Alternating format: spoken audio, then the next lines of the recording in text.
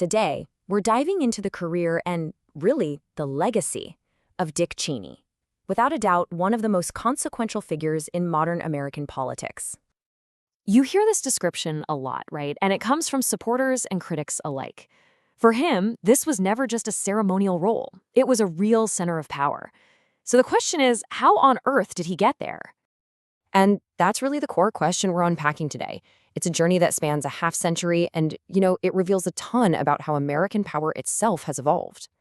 Okay, so to really understand the Cheney vice presidency, you first have to get this. He wasn't new to Washington when he took that job, not by a long shot. His influence was built brick by brick over decades, right at the highest levels of government. It gave him this incredible, deep understanding of its inner workings.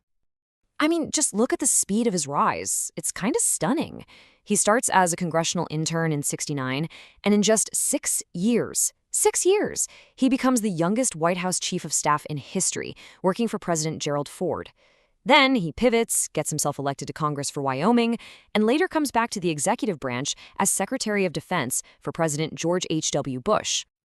And we're not talking about some quiet desk job here. As Secretary of Defense, Cheney was at the helm for major military operations. He directed the invasion of Panama and, of course, Operation Desert Storm. This experience gave him serious foreign policy and military credentials long before he even thought about becoming vice president. All that experience, it would become absolutely central to his story. So now, let's turn to the period that would really define his legacy, his time as vice president, specifically in the years after the September 11th attacks. Now this is fascinating. Before we get into the 2003 invasion of Iraq, it's so important to understand what Cheney himself used to think. Back in 1994, talking about why they didn't go all the way to Baghdad in the first Gulf War, he warned that a full-on invasion would be a quagmire. So, what changed? The answer, in 2 words, was 9/11. In the aftermath of those attacks, Cheney became a central, driving force in shaping the Bush administration's response. He was one of the earliest and loudest voices for a global war on terrorism, a strategy that put Iraq right back in the crosshairs. So let's look at the crucial argument, the case that was sold to the public. It basically rested on 2 big ideas. First, that Saddam Hussein had weapons of mass destruction, and second, that he was actively working with al-Qaeda. But, as you can see here, after the invasion, official investigations were never able to actually substantiate either one of those claims. And this really shows just how directly involved Cheney was. He didn't just sit back and passively read intelligence briefings. The record shows he was making personal trips to CIA headquarters to question the analysts directly.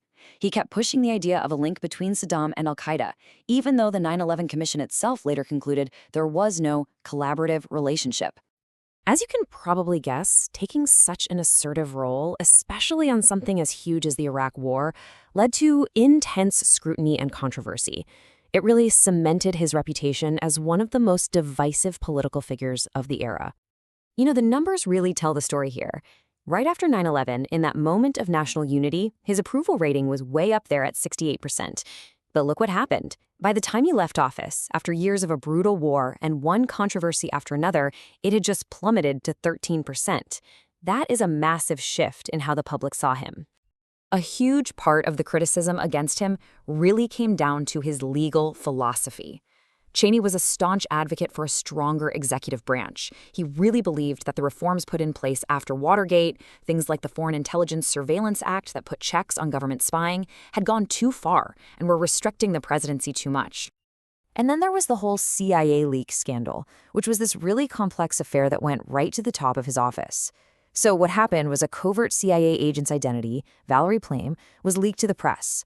A massive investigation started. And while no one was ever actually convicted for the leak itself, Cheney's own chief of staff, Scooter Libby, ended up being convicted of lying to investigators and obstructing the whole thing. And on the issue of how captured terrorist suspects were treated, Cheney has been completely unapologetic. This quote right here shows his unwavering support for what was called enhanced interrogation techniques, an incredibly controversial program, to say the least. After leaving office, I think a lot of people expected Cheney to just, fade from public life.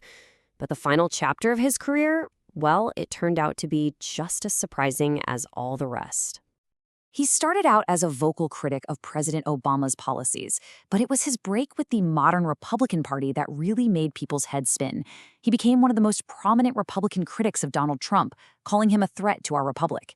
And this all led to him, in 2024, endorsing Democrat Kamala Harris for president, a move that would have been absolutely unthinkable for a lifelong Republican like him just a few years before.